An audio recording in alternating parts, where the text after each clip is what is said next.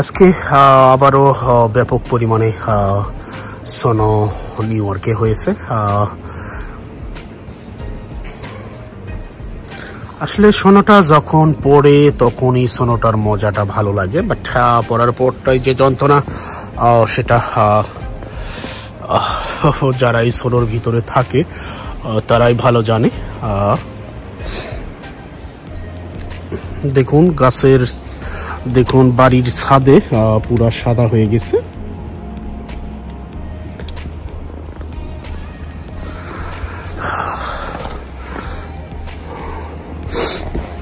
একদম স্নোগুলো, আজকে স্নোগুলো একদম ভারী, পা দিলে পা সহজে ডাবেও যাচ্ছে না স্নোর ভিতরে। একদম মানে সাদা একটা স্নো। আর স্নোগুলো দেখুন গাড়ির উপরে যখন পড়ে যাচ্ছে তখন গাড়ির থেকে এগুলো পড়েও যাচ্ছে না, মানে একদম মানে গাড়িতে লেগে থাকতেছে। আসলে স্নো যেমন ভালো তেমনই মন্দ।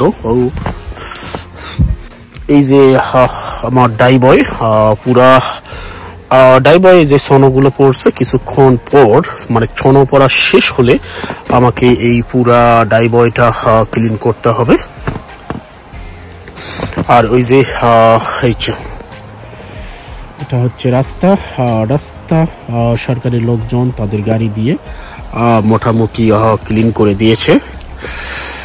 এখন এগুলো ক্লিন আমাকেই করতে হবে। বাট এই যে এক্সট্রা জায়গা যেটাকে আমরা বাড়ির আঙ্গিনা বলি, এই জায়গাটা ক্লিন করতে হবে না। এটা এরকমই থেকে যাবে আনটিল রেইনিং, অর্থাৎ বৃষ্টি আসার আগ পর্যন্ত এগুলো এরকমই থাকবে। এখন থেকে যদি বৃষ্টি 15 দিন বা 1 মাসেও যদি বৃষ্টি না আসে, এই স্নোগুলো যাবে না, এই স্নোগুলো এভাবেই থেকে যাবে। আর যদি স্নোগুলো এভাবেই থেকে যায় তাহলে কি যে ঠান্ডা হবে সেটাই। স্নো নিয়ে আমার অনেক ভিডিও করা আছে, আর আপনাদের স্নোর বিষয়ে কি ডিটেলস বলবো। আজকে এই পর্যন্তই। সবাই ভালো থাকবেন, সুস্থ থাকবেন এবং নিরাপদে থাকবেন। আল্লাহ হাফেজ। See you next video. Bye by.